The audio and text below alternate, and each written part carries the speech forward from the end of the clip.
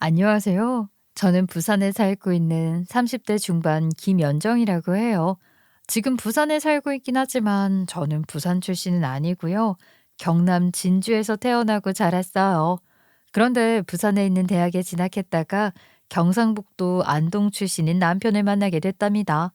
남편과 저는 둘 다 타지 출신으로 부산에 있는 대학을 다니고 있었다는 공통점 외에도 가족에 대한 애틋함이라는 점에서 공감을 할 수 있는 부분이 많았어요.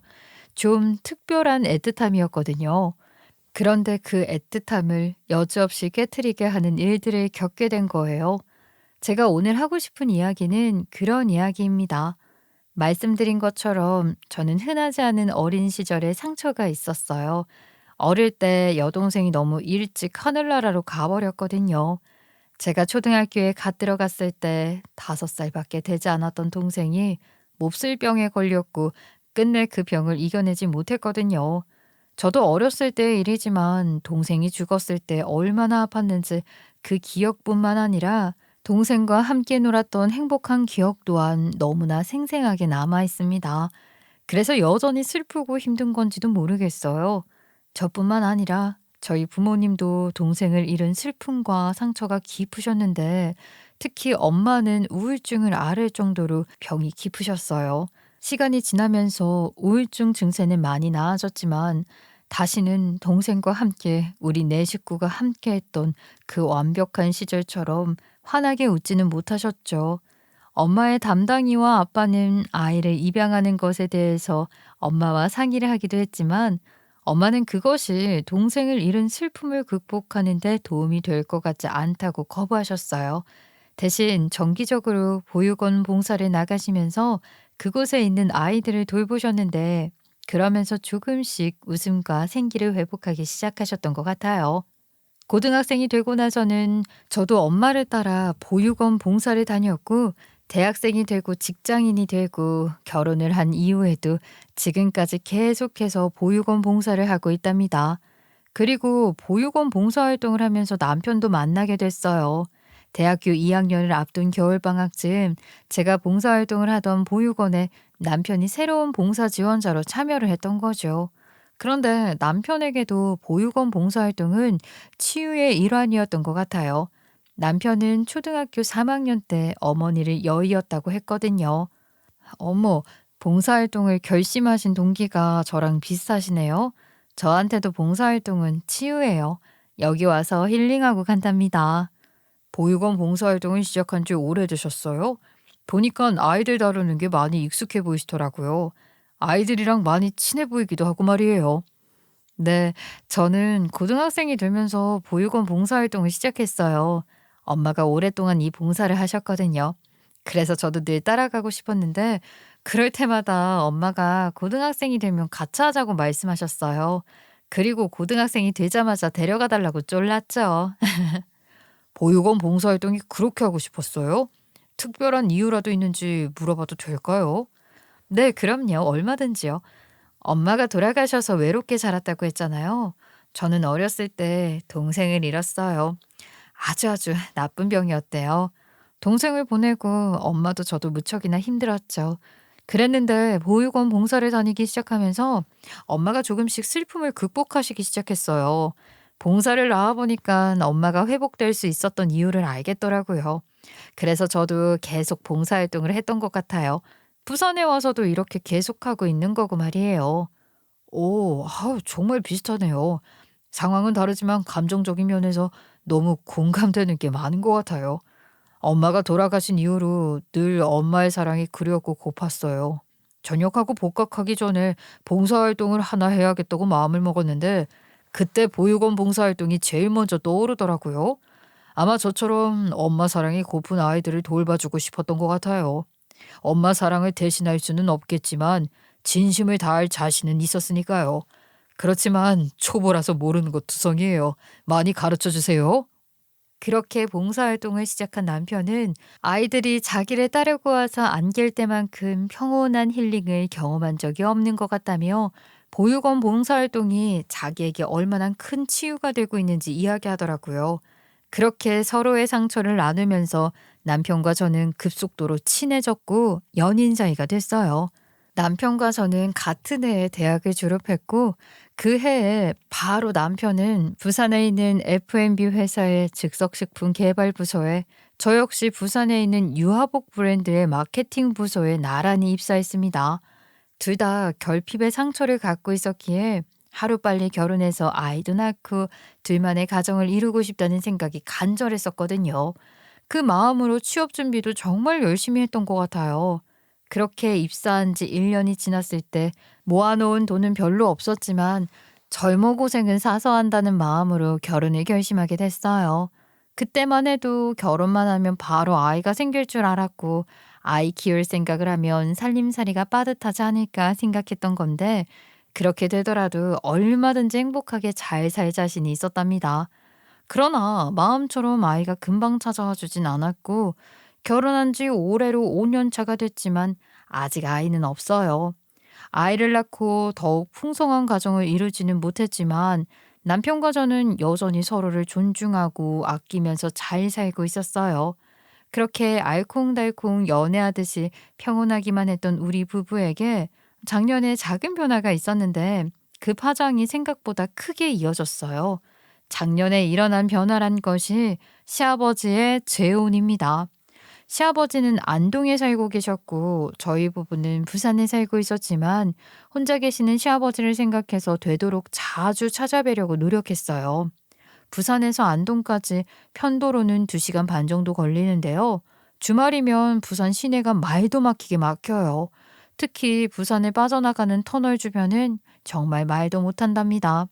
서울보다야 덜하겠지만 부산도 장난 아니거든요. 그러니 사실 주말에 안동을 다녀오는 게 쉬운 일은 아니었어요. 그래도 늘 좋은 마음으로 갔던 것 같아요. 경상도 남자인 남편과 시아버지는 그렇게 살갑게 가까운 부자 사이는 아니었지만 그래도 끈끈한 뭔가가 있는 것 같았죠. 시어머니가 일찍 돌아가셨으니 말은 안 해도 부자 사이에 그런 게 있지 않았겠어요? 게다가 시아버지는 남편이 어릴 때 시어머니가 돌아가신 이후로 재혼에 대해서는 한 번도 언급한 적도 없고 교제하는 여자분이 있었던 적도 없는 것 같다고 하더라고요. 그러니 더 자주 찾아뵈려고 애썼던 거고 말이에요. 그날도 평소처럼 시아버지를 찾아뵈려고 안동에 갔는데 갑자기 어떤 언질이나 조짐도 없이 새어머니가 될 분이라며 여자분 한 분을 남편과 제게 소개하시는 거였어요. 솔직히 너무 젊어서 깜짝 놀랐답니다. 어머, 아버님 대충이라도 좀 알려주시죠. 이는 너무 놀라서 턱이 빠지려는 것 같아요. 저도 놀라긴 했는데 그보다 너무 젊은 분이셔서 그게 더 놀라워요. 아유, 너무 젊으시고 미인이세요. 아버님 축하드려요. 뭐 그렇게 놀랄 정도냐? 자네가 올해 44이라고 했나? 그렇지? 44이면 아버님이 64이시니까 20살 차이가 나시는 거네요. 20살이면 나이 차이가 많이 나는 거니까 아버님보다 한참 젊어 보이시는 게 당연한 거긴 하네요. 그죠? 그런데 그래도 44까지 안 되어 보이세요. 34이라고 해도 충분히 믿을 것 같은데요? 아니 정말로 아닌 게 아니라 제 또래라고 해도 크게 위화감이 없을 정도로 보이세요. 관리를 정말 잘하셨나 봐요. 제가 말은 그렇게 했지만 저나 남편이나 또래로 보이는 여자를 새어머니 될 사람이라고 소개하는 시아버지가 정상으로 보였겠어요? 게다가 한마디 상의는커녕 언질이나 조짐 비슷한 것도 없다가 갑자기 이게 무슨 일인가 싶었죠. 20살이 어린데 30살이 어리다고 해도 믿을 것 같이 젊어 보이는 여자라니 너무나 당혹스러웠어요. 차림은 단정한 편이었지만 분위기 같은 것들이 그리 고상해 보이지는 않았던 점도 마음에 걸렸어요. 그러니 여러 가지 드는 생각도 많고 머리가 좀 복잡하더라고요. 남편은 한동안 잠자코 있더니 결심이라도 한 것처럼 입을 뗐어요. 남편의 반응은 저보다 훨씬 더 격했고 시부에게 드러내놓고 반대 의사를 밝히더군요. 굳이 결혼까지 하시려는 이유가 따로 있으신 겁니까? 그게 아니면 우선 좋은 관계로 지내보시죠. 원하시면 같이 사시는 것까지도 괜찮아요.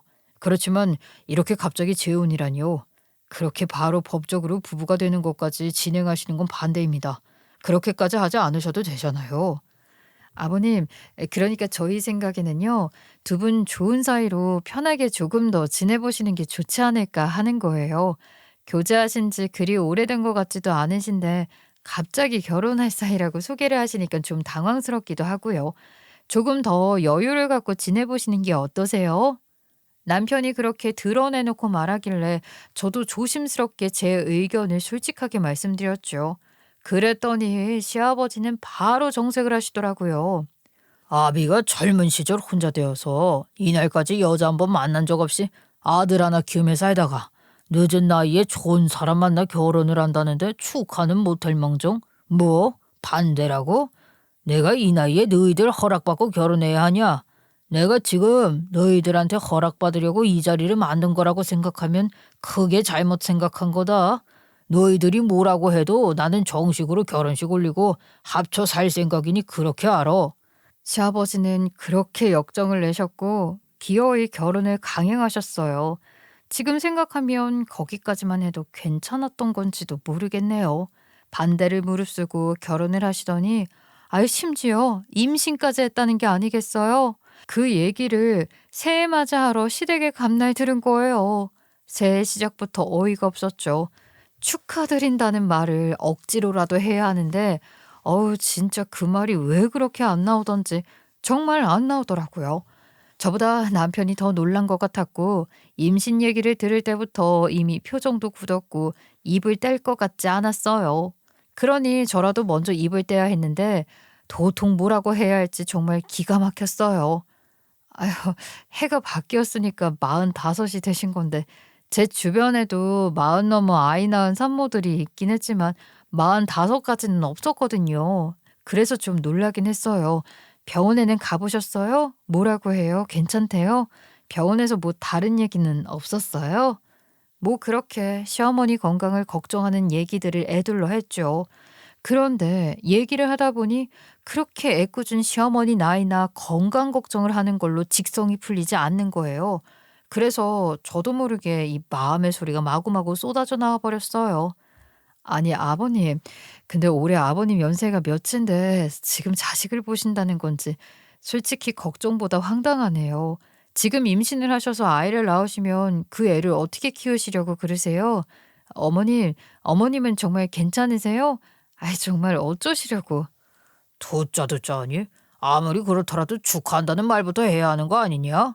어떻게 된 게 축하한다는 인사 한마디 없이 나이 얘기만 주야장창하는 거야. 내 나이가 어때서 그러냐? 60 넘어서 결혼도 할 수 있고 자식도 볼 수 있지. 그게 무슨 대수라고 호들갑이야. 호들갑을 떨면서 축하를 해도 시원찮을 일 아니냐고. 애비야 뭐 그래. 그럴 수 있다고 치자. 애미 너는 며느리가 되어서 너까지 이럴 줄은 몰랐다. 시아버지는 그렇게 불편한 내색을 하시면서 화를 내셨어요. 그러니 옆에서 시어머니가 거들긴 하더라고요. 아, 요즘 다들 영양 상태도 좋고 의술도 좋아서 마흔 넘은 산모가 얼마나 많은데 그러니. 게다가 다들 결혼도 늦게 해서 더 그런 것 같더라. 뭐 내가 노산이긴 하지.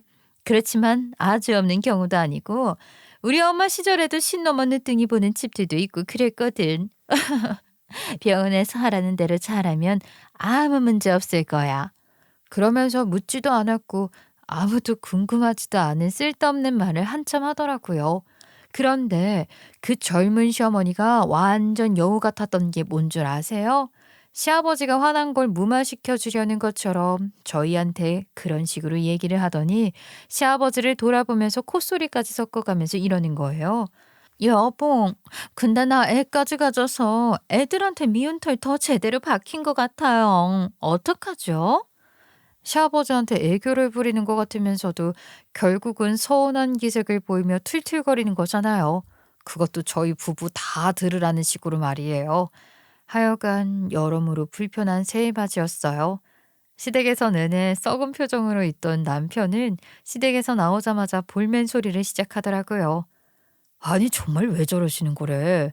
그 연세에 20살이나 어린 여자랑 기어이 집까지 올리고 결혼한다 그러는 것도 간신히 참았는데 이제는 뭐 임신? 아니 남부럽게 정말 왜 저러시는지 모르겠어. 노망 나신 거 아니야? 그 연세에 자식 욕심이 웬 말이냐고. 아유 그러게 남들 보기에도 좀 그렇긴 해. 아버님도 아버님이시지만 어머님은 대체 무슨 생각이실까? 정말이지 이해할 수가 없어. 그냥 몸에 좋은 거 드시고 가끔 여행이나 다니시면서 편하게 즐기며 사실 것이지. 뭔 자식을 보겠다고. 쉬지 않고 툴툴거리는 남편이었지만 남편 얘기를 가만히 들어보면 그게 다 자기 아버지를 걱정하는 마음인 거죠. 남편이나 저나 결혼할 때도 그랬고 나중이라도 부모 재산으로 덕볼 생각 같은 건 애당초 없는 사람들이라 혹시라도 시아버지 재산이 축나거나 유산 문제로 불만을 가지거나 걱정하는 게 아니었어요. 그 연세에 이제 애를 낳아서 모아놓은 재산 쏟아붓는 걸 떠나서 애 키운다고 무리하며 건강이라도 해치거나 그러시진 않을까. 그런 것들을 걱정하는 거랍니다. 그런 남편 마음을 잘 알기에 저도 마음이 안 좋았어요. 자기 마음 다 알아. 아버님 걱정돼서 그러는 거잖아. 그지? 그래도 어쩌겠어. 이미 생겼다는 아이를 말이야. 어머님도 그렇고 아버님도 당연히 낳아야 되는 걸로 말씀하시잖아. 그것도 저렇게 좋아하시면서 말이야. 그러니 우리가 어떻게 할 수 있는 게 없어. 몸에 좋은 거 드시고 여행 다니시는 것 이상으로 아이 크는 거 보는 재미로 행복하시길 바라는 수밖에. 어머님도 어머님이시지만 아버님도 몸에 좋은 것들로 잘 챙겨 드실 수 있게 내가 잘 살필게. 저는 그렇게 남편을 위로하면서 저 스스로도 시아버지를 이해하고 좋은 마음을 가지려고 노력했던 것 같아요. 그런데 산 달을 코앞에 두고 시아버지가 충격적인 선언을 한 거예요. 나 정말 기가 막혀서 글로 쓰면서도 어이가 없네요. 글쎄, 아이가 태어나면 그 아이를 저희 아이로 키우라는 얘기를 하시더라고요. 육아를 맡아서 하라는 게 아니라 아예 정식으로 입양 절차를 밟아서 법적으로 완벽한 저희 부부 자식으로 키우라는 거죠. 무슨 말인지 알아들었지? 확실하고 완벽한 너희들 자식으로 키우라는 거다. 알겠니? 어차피 너희들은 내 자식 문제로 아이를 낳을 수도 없지 않니? 그래서 입양하자고 하는 얘기까지 하고 그러지 않았느냐 말이야. 생판 남의 집 애를 데려다 키울 생각도 않은 애들이니 어려운 일도 아닐 거야. 내 핏줄이지 않느냐. 핏줄이라는 게 말이야. 피는 물보다 진하다. 뭐 그런 말로는 다 표현이 안 되는 거지. 너희들이 아직 어려서 잘 모를 수도 있지만 핏줄이라는 게 얼마나 중요한 건지 알아? 절대로 무시할 수 없는 거야. 너희들도 결국은 핏줄이 당길 거란 말이다. 그러니 애가 태어나는 대로 바로 입양할 수 있게 미리 절차 같은 것들 다 알아두도록 해라. 그러면서 아예 통보를 해버리는 거예요.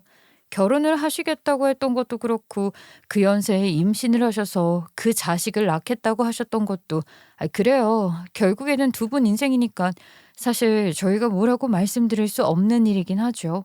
그렇지만 이건 너무 다른 이야기잖아요. 두 분 자식을 저희 부부 아이로 키우라니요. 정식 입양 절차를 밟으라니요. 기가 막히더라고요. 이번에는 정말이지 아무 말도 안 나왔어요. 그런데 마지막에 덧붙여 뱉는 말씀이 더 열이 받치는 거죠. 우리는 늙고 기운 없어서 애 못 키운다. 어차피 애 낳으면 육아는 너희들한테 맡길 계획이었어. 근데 그냥 애 낳으라고 하는 것보다야 니들 자식으로 만들어서 처음부터 내 자식이다 생각하고 키우는 게 더 낫지 않겠니? 그러니까 처음부터 그렇게 쉽게 생각하지 마시라고 애 낳지 말라고 말씀드렸잖아요. 그런데 이제 와서 늙고 기운 없어서 애를 못 키운다는 말씀을 어떻게 하십니까? 아버님, 정말 너무하세요. 아무리 그래도 저희에게는 더욱이 이 사람에게는 정말 큰 상처가 되는 얘기인데 어쩜 그렇게 아무렇지도 않게 하세요? 게다가 오히려 그걸로 아버님 주장에 당위성까지 부여하시면서 이렇게 강압적으로 말씀하시다니요. 저는 정말이지 제가 무슨 소리를 듣고 있는 건지 제 귀를 의심했습니다. 시아버지가 그러셨잖아요. 제 남편 문제로 저희 부부가 아이를 가질 수 없다고 말이에요. 그 이야기를 좀 할게요. 시아버지 말씀처럼 저희 부부는 아이를 가질 수가 없어요. 말했듯이 남편과 저는 둘 다 행복한 가정을 꾸리고 싶은 마음이 누구보다 강한 사람들이었고 그래서 결혼도 일찍 한 거였다고 했잖아요. 그러니 당연히 피임 같은 것도 하지 않았고 반대로 아이 소식을 매달 기다렸어요. 1년 반이 지나도 소식이 없으니 실망스러운 걸 떠나서 걱정이 되기 시작했던 게 사실이에요. 그렇지만 저희 부부가 둘 다 아직 많이 어리니까 조금 더 기다려보자고 했죠. 그렇게 자연 임신을 기다린 지 3년쯤 됐을 때 결국 병원에 찾아 검사를 받게 된 거예요. 그런데 그때 병원에서 남편이 무정자증으로 임신이 불가능하다는 진단을 받았어요. 정자 자체가 만들어지지 않는 케이스로 체외 수정도 불가능하다면서 어떤 식으로도 남편과 저의 아이를 가질 수는 없다는 거였어요. 그날 남편이 우는 걸 처음 봤습니다. 남편이 아이를 얼마나 원하는지 알았기에 저 또한 남편 못지않게 아이를 낳고 싶었던 사람이었지만 남편의 상처가 더 걱정되더군요. 그래서 남편에게 이야기했어요. 우리 아이를 못 가지면 어때? 자기만 괜찮으면 나는 입양하는 것도 좋다고 생각해. 사실 우리 애를 낳더라도 입양에 대해서는 언젠가 이야기를 해보고 싶었거든. 우리 자식 여럿 낳아서 기르는 것도 좋지만 자기도 그렇고 나도 보육원 봉사도 오래 했고 특별한 그런 마음들이 있잖아. 그래서 우리 자식을 낳더라도 우리가 능력만 되면 입양을 하고 싶다는 생각을 하고 있었어. 서운하지 않아? 자기 닮은 예쁜 딸 낳아서 예쁜 옷 맞춰 입고 다니고 싶다고 했잖아. 그걸 못 해주게 되어서 너무 미안하다. 미안해. 아, 자꾸 이럴 거야? 이게 뭐가 미안할 일이라고 그러는 거야. 반대로 나한테 문제가 있어서 아이를 못 가지는 거면 자기는 나 원망할 거야? 나한테 서운할 것 같아? 무슨 소리야. 그럴 리가 없잖아. 그래, 알았어. 자기 말 무슨 말인지 알아. 미안하다는 얘기도 마음 약한 소리도 더는 안 할게. 그리고 입양에 대해서는 나도 대찬성이야. 우리가 지금도 보육원 봉사활동을 꾸준히 할 수 있는 이유가 뭔지 알잖아. 자기가 먼저 그렇게 말해주니까 너무 좋다. 고마워. 남편도 입양에 대해서 긍정적인 생각을 갖고 있다고 했고 그렇게 입양에 대한 서로의 생각을 확인했어요. 그렇다고 바로 입양 절차를 진행하지는 않았어요. 아이를 낳을 수 없다는 현실을 받아들이고 그 상처가 아물 수 있는 시간을 좀 두고 싶은 생각에 미뤄오고 있는 일이었죠. 그리고 시아버지에게도 저희가 처한 상황에 대해서 솔직하게 말씀을 드렸고 입양에 대한 생각도 함께 말씀드렸었거든요. 그때 시아버지의 반응이 좋지는 않았어요. 그래도 자기 아들 문제로 아이를 낳을 수 없다고 해서 그러는지 많이 참으시긴 하더라고요. 현대의학으로도 전혀 방법이 없다고 하니 어쩌겠니? 아이 그래 알았다. 그래도 남의 자식을 데려다 키운다는 게 그게 쉽게 결정할 문제는 아니지. 시간을 두고 좀 더 생각을 해보도록 하자. 하고 싶은 말이 더 있으셨을 텐데 다른 말은 못하고 속으로 화를 삭히시는 게 너무 보였어요. 그러니 시아버지에게도 시간이 좀 더 필요할 것 같아서 이래저래 미루고 있었던 거지. 곧 입양을 위한 구체적인 절차들을 진행할 예정이었던 거죠. 그런 저희였기에 또한 시아버지도 그런 저희의 상황을 다 알고 있었음에도 불구하고 이런 식으로 일방적인 통보를 한다는 게 더욱 어이가 없었어요. 긴 말하기도 싫어서 그럴 수 없다는 의사표현만 분명하게 했던 건데 시아버지는 그런 저희에게 계속해서 억지를 부리시더라고요. 너희들 의견을 묻는 게 아니다. 아이 그렇게 하라는 거라고 어디서 못한다 안 한다 소리를 하는 거냐. 그런 소리는 듣기도 싫고 소용없으니 잔말 말고 애 키우는데 필요한 것들도 미리 사놓고 그 입양 절차도 알아보도록 해. 그럴 수 없다는 똑같은 말을 다시 할 기운도 없을 정도로 진이 다 빠지는 답답한 상황이었는데 시어머니는 눈치가 없는 건지 일부러 그러는 건지 모르겠지만 또 옆에서 어이없는 말들을 하는 거예요. 병원에서 아기가 아빠를 닮았다고 하는 걸 보면 아들인 모양이야. 끊어질 뻔한 집안의 대가 이어지는 거 아니니? 좋은 마음으로 아버지 말씀 따르도록 해. 우리도 애 보내놓고 나몰라라 할 건 아니지만 아이 그래도 젊은 아빠 엄마가 키우는 게 애한테도 더 좋은 거 아니겠니? 좋은 일 앞두고 큰 소리 낼 건 뭐 있어. 어차피 아버지 말씀대로 해야 할 텐데 기분 좋게 그러겠습니다 하고 가렴. 도대체가 무슨 정신으로 그런 얘기들을 그렇게 아무렇지도 않은 표정으로 하는 건지 모르겠더라고요. 그러니 저와 남편이 폭발하지 않고 베기겠어요? 아니 어머님, 지금 이게 정상적인 사고방식으로 할 수 있는 생각인가요? 지금이 조선시대냐고요. 요즘 세상에 대가 끊어질 걱정을 누가 한다고 그러세요. 아버님 자식을 저희 자식으로 입양해서 키우라니요. 이건 정말 말도 안 되는 거예요. 더 말할 것도 없어. 아버지, 이건 정말 정신 나간 짓이라고요. 이걸 당연하다는 듯이 말씀하시는 것도 정상이 아니신 것 같습니다. 다시 말씀드리지만 저희는 그럴 생각이 전혀 없으니 포기하세요. 남편과 저는 그렇게 말하고 시댁을 나와버렸어요. 남편이 무슨 이야기를 길게 한 건 아니었지만 정신 나간 짓이라고 소리를 지르면서 불같이 화를 내고 나와버려서 그러는지 시아버지도 연락을 더 하지 않더라고요. 그리고 얼마 후 시어머니가 산통이 와 병원에 간다며 제게 연락을 하셨죠. 마음 같아서는 정말 출산이고 뭐고 남의 일이다 생각하고 모르는 척 안 가고 싶었는데 그래도 남편 입장에서는 그렇지만은 않나 보더라고요. 그래도 친동생이 태어나는 건데 보러 가야 하지 않겠냐길래 남편의 마음을 이해하고 같이 병원으로 갔어요. 태어난 아이는 시어머니의 말처럼 아들이었어요. 그런데 아이 얼굴이 좀 이상한 거예요. 남편과 저는 물론이고 시아버지마저도 뭔가 이상하다는 것을 표정으로 말하고 있었죠.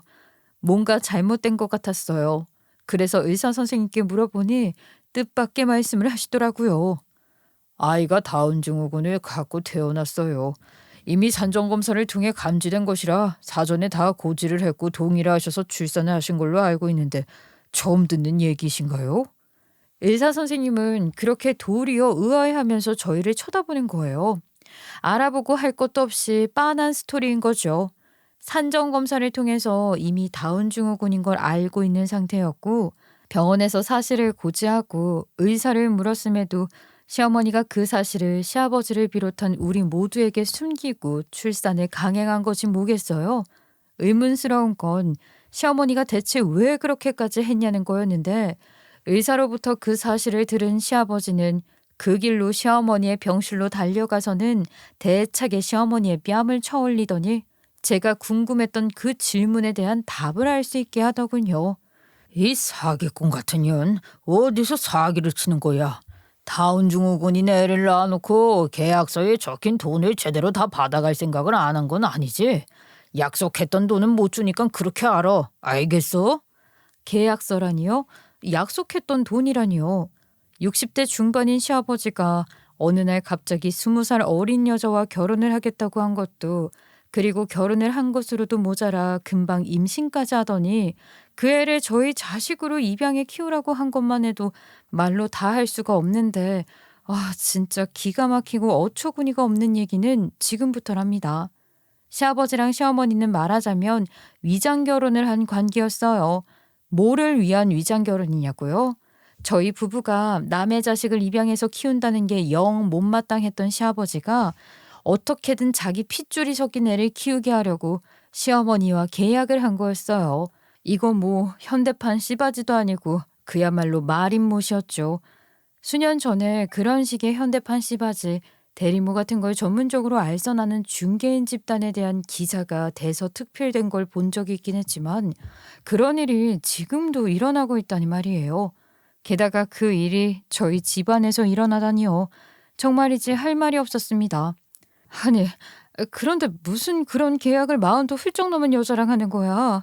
아버님 연세가 아무리 많아도 그렇지 가임기라고 할 수도 없는 여자랑 그런 계약을 하셨다는 게 이해가 안 돼. 그럴 리가 없지. 나도 그게 너무 이상했는데 병원 기록 보니까 그 여자 나이도 가짜였더라. 34시더라고.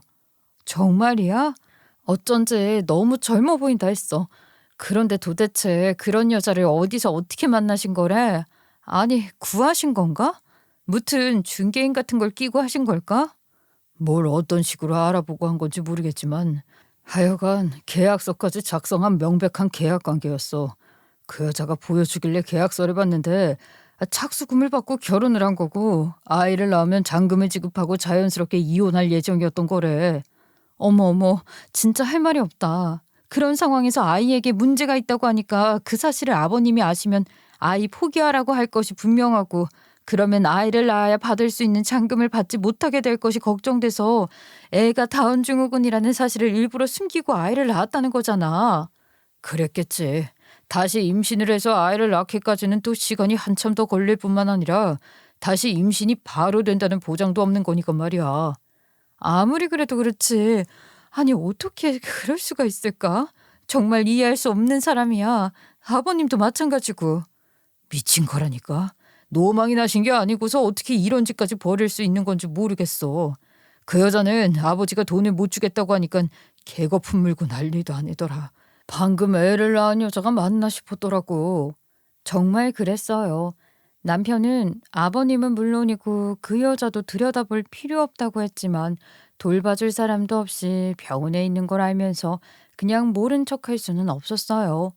퇴원하면 어떻게 할 건지, 아버님이랑 얘기가 된 게 있는지 그런 것도 물어볼 겸 그 여자를 찾아갔죠. 근데 마침 시아버지도 병원에 와 계시더라고요. 아마 저랑 같은 생각으로 정리를 하러 오신 것 같았어요. 계약대로 애를 낳아줬는데 돈을 못 준다는 게 무슨 말이에요? 엄연히 계약서가 있는데 그럴 수는 없죠. 계약서 어디에 다은증후군이 내는 안 된다는 말이 있기라도 한가 말이에요. 그런 건 없잖아요. 그러니 나는 계약대로 이행을 한 거라고요. 약속한 돈은 제대로 입금해 주셔야겠어요. 어디서 소리를 지르며 바라기야. 그런다고 그 돈 받아낼 수 있을 것 같아?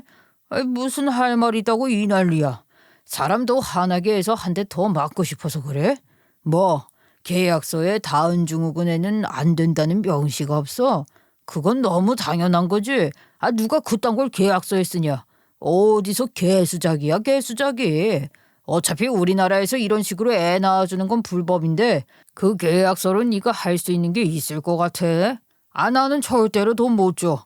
마음 같아서는 결혼할 때 준 착수금도 도로 뱉어내라고 하고 싶은 심정이야. 그래도 사정을 봐서 병원비는 내줄 테니까 그 몸 추스르는 대로 애 데리고 퇴원해. 그 애 데리고 내 집에 들어올 생각 같은 건 하지도 마. 알았어? 내가 그놈의 집구석에 왜 들어가. 돈 때문에 참고 살았던 것도 죽을 맛이었는데 다 늙어 빠진 영감 냄새 맡으면서 내가 그 집에 살 이유가 없지.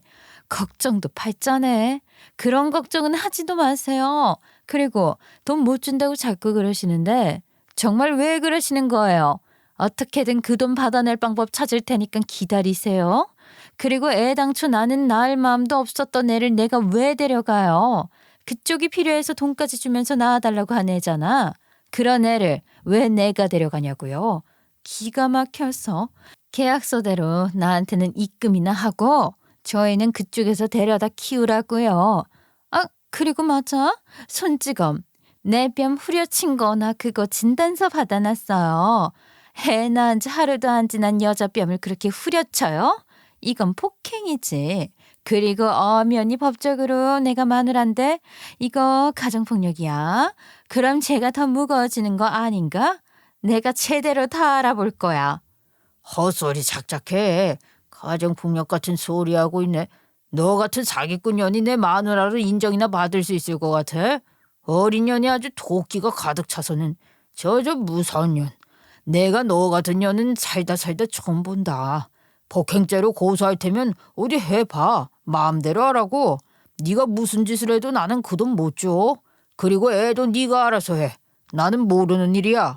시아버지는 그렇게 말하고는 나가버리셨고 그런 시아버지의 뒤통수에 대고 그 여자는 더욱 큰 소리로 고함을 치는 통에 그야말로 난장판이었어요. 우리나라는 대리모가 불법이지만 대리모가 합법적으로 인정받는 나라들도 있고 불법이라고 하더라도 어떤 식으로든 이런 일들이 일어나고 있다는 것 정도는 알고 있었어요. 해외 토픽 같은 데서 뉴스로 본 사례들도 있으니까 말이에요. 그런데 보통 아이를 낳아주기로 한 대리모가 아이를 뱃속에 갖고 있는 동안 모성애가 생겨버려 아이를 줄 수 없다면서 소송을 건다는 이야기들이 많지 않나요? 근데 이 여자는 정말로 어떻게 된 여자인지 모르겠어요. 아무리 원해서 낳은 아이가 아니라고 하더라도 태어나면서부터 장애를 갖고 태어날 거라는 걸 알면서 이렇게 무책임하게 출산을 해놓고 그 아이한테는 관심도 없고 어떻게든 돈이나 챙기고 애를 떠넘길 생각만 하고 있다는 걸 믿을 수 없었죠. 아니, 저럴 수가 있을까 싶은 거예요. 하여간 시아버지는 그 여자에게 한 푼도 줄 생각이 없고 그 여자는 돈도 받아내야 하고 애도 떠넘겨야 하니 그 둘은 아주 팽팽하게 맞서고 있는 것 같았어요. 그렇게 퇴원일이 가까워져 오니까 그 여자는 안 되겠던지 저희 부부에게 도움을 청하더라고요. 뭐 우리가 좋은 관계를 엮인 건 아니지만 그래도 인연은 인연인 거지 안 그래요? 그리고 그 영감탱이 아니 그쪽 아버지가 내 연락을 통 안 받고 대꾸도 안 하니까 어쩔 수 없이 이렇게 와달라고 부탁을 한 거예요. 용건만 간단하게 말씀하시죠. 좋은 마음으로 온 것도 아니고 오래 있고 싶은 생각도 없어요. 스토커도 아니고 자꾸 연락을 하셔서 그만 연락하시라고 말씀드리려고 왔습니다. 용건이 있으시면 말씀해 보세요. 그리고 다시는 연락하지 마세요. 스팸 처리를 하든 차단을 하든 아무리 연락하셔도 이젠 받지도 않을 겁니다. 아유, 하여간 빡빡한 아드님이라니까. 알았어요. 뭘 그렇게 청색을 하고 그래요? 일단 좀 앉아요. 올려다 보려니 목도 너무 아프네. 아이, 그렇게 간단하게 끝날 얘기가 아니니까 앉아서 들어요. 응? 그냥 말씀하세요. 저희가 편한 대로 알아서 할 테니까 걱정 마시고요. 그런데 저희한테 하실 말씀이 뭔지 정말 모르겠네요. 저희가 할 수 있는 것도 없는데 말이죠. 아드님, 며느님 내가 할 수 있는 일이 왜 없어? 일단 좀 들어봐. 내가 이제 곧 퇴원을 할 거란 말이죠. 병원비 정산은 해준다고 했으니 그건 됐고 잔금 받아내려면 아무래도 시간이 좀 걸릴 것 같은데 어쨌거나 나도 이렇게 빈손으로 당할 수만은 없으니까 지금 여기저기 알아보고는 있어요. 하여간 퇴원하면 애도 같이 데리고 나가야 하는데 내가 저 애를 어떻게 데리고 가겠어요. 사실 나는 지금 있을 곳도 마땅치가 않아서 당장 어디 빌붙을 친구부터 알아봐야 하는 입장이거든. 그러니까 아드님이랑 며느님이 나 태어나는 날 와서 저 애를 좀 데려가 줬으면 하는 거야. 동생이잖아. 안 그래요? 내가 이럴 줄 알았지. 더 들을 것도 없어. 나가자. 이딴 헛소리 들을 거라는 거 알고는 있었지만 혹시나 해서 왔더니 역시 오는 게 아니었어. 이런 미친 여자가 지금 그걸 말이라고 해요? 당신은 정말로 인간도 아니야. 자기야, 아무리 그래도 여기 병원이잖아. 너무 그렇게 큰 소리로 그러지 말고 좋게 이야기해. 응? 이것 보세요. 저희는 아이를 입양할 생각이 전혀 없다고 말씀드렸잖아요. 처음부터 저희는 아이를 낳으신다는 것에 대해서 회의적이었던 사람들인데 그거 무시하고 마음대로 낳은 아이를 이제 와서 저희더러 데려가라니요. 동생이지 않냐고요? 기가 막혀서. 이봐요. 댁이 뱃속에 품고 있다가 배 아파서 낳은 댁 아들입니다. 모성애 같은 그런 구태의연한 이야기는 안 할게요. 인간으로서 최소한의 도리, 양심 뭐 그런 것도 없어요? 생명이 얼마나 존엄한 건지 모르냐고요. 뭘 또 그렇게 어려운 말 써가면서 거창하게 그래? 사람 기죽이는 방법도 가지가지네. 애를 입양을 하든 말든 그건 내가 상관할 게 아니고 그냥 나 태어나는 날 와서 애만 좀 데려가 달라는 거예요. 그 뒤로 애 문제를 어떻게 해결하든 그건 그 집안에서 알아서 할 일이고 난 상관없으니까 뭐 일단 내가 태어날 수만 있게 좀 도와줘요. 그러니까 그걸 왜 저희한테 그러시냐고요. 아버님이랑 두 분이서 해결을 하셔야죠. 그게 안 되면 빌붙을 친구 집 알아보시는 것처럼 아이를 봐줄 수 있는 분을 찾아보시거나 하실 일이지. 저희한테 뭘 어쩌라고 자꾸 연락을 하시나요? 그런 용건이시라면 더 이상 연락하지 마시라고요. 이 사람 얘기처럼 저희는 앞으로 아무리 연락하셔도 안 받을 거예요. 내가 정말 이런 얘기까지는 안 하고 싶었는데 제발 나 좀 도와줘요. 내가 정말 나 정말 힘들게 살았어. 엄마는 얼굴도 기억이 안 나는 어린 시절에 도망갔고 아버지는 술주정뱅이 걸핏하면 다 때려 부수고 나도 숱하게 맞았어요. 그래서 중학교도 졸업하기 전에 집을 나와버렸지 뭐. 그리고 지금까지 내가 어디서 어떻게 살았겠어요. 이렇게 구질구질한 얘기 나도 안 하고 싶고 아드님 며느님도 안 듣고 싶을 거잖아. 서로 피처 불편하고 힘든 얘기 안 할 수 있게 그냥 나 좀 도와줘. 부탁할게. 그냥 좀 도와달라고요? 나 정말 어이가 없어서. 지금 이게 뭐 물 한 잔 갖다 달라고 하는 것도 아니고 아예 어떻게 이렇게 쉽게 말하죠? 어려운 환경에서 고생을 많이 하셨다고요? 네, 안타까운 일이네요. 그런데요. 좋은 환경에서 좋은 일들만 겪고 사는 사람들이 그렇게 많은 것 같진 않아요. 힘들고 어려운 환경에서 자란 사람들이 얼마나 많은지 아세요? 그렇다고 다들 그쪽처럼 인생 막 살진 않아요. 그리고 그쪽처럼 삐뚤어진 생각을 하지도 않고요. 힘들게 살았다는 걸로 뭔가를 쉽게 얻을 수 있다고 생각하지 마세요. 그건 너무 무책임하지 않나요? 내가 더 들을 것도 없다고 했잖아. 더 듣고 있을 가치가 없어. 그만 가자. 다시는 연락하지 마세요. 그쪽은 물론이고 아버지와도 연락 끊고 살 작정이니까 저희한테 뭔가를 얻어내거나 도움받을 생각은 아예 접는 게 좋으실 거예요. 저희는 정말 두 손 두 발 다 들었어요. 더 이상 이 일에 아무런 관여도 하고 싶지 않습니다. 그러니 이런 식으로 저희를 이 일에 연루시키지 마십시오. 남편은 그 여자에게 한 말은 빈말도 아니고 과장된 말도 아니었어요. 그 여자가 있는 병원에서 나온 후 남편은 바로 시아버지에게 전화를 걸어 무슨 일을 어떻게 처리하든 상관하지 않을 거다. 그 여자와 둘이 알아서 해결하든 말든 그것도 관심 없다면서 부모 자식 인연도 끊을 거라면서 연락하지 말라고 단호하게 이야기하더라고요. 그리고 그 여자는 물론 시아버지와의 모든 연락을 정말로 차단해 버렸어요. 쉽게 말해서 손절을 한 거죠. 남편은 그렇게 했어도 저는 차마 그렇게까지는 못하겠는 거예요. 그래도 무슨 일이 어떻게 돌아가고 있는지는 알아야 할 것 같아서 차단까지는 못하고 시아버지가 남겨두는 문자나 음성 메시지를 확인만 하고 있었죠. 시아버지는 100번 양보한 거라며 그 여자에게 양육비를 지급하는 조건으로 애를 데려다 키우라고 하셨대요. 그런데도 그 여자는 여전히 자신은 계약대로 다 이행을 한 것이니 애를 데려가고 약속한 잔금을 치르라면서 맞서고 있다고 하고요. 저로서도 아무리 생각해도 답이 없는 것 같았어요. 시아버지의 말처럼 시아버지의 입장에서 양육비까지 되겠다고 했으면 진짜로 100번 양보한 게 맞는 것 같거든요. 그런데 그 여자는 아이는 절대로 키울 수 없다는 입장이었고 약속한 돈이나 내놓으라고 하니 접점이 없는 거죠. 도저히 좁혀질 수가 없어 보였어요.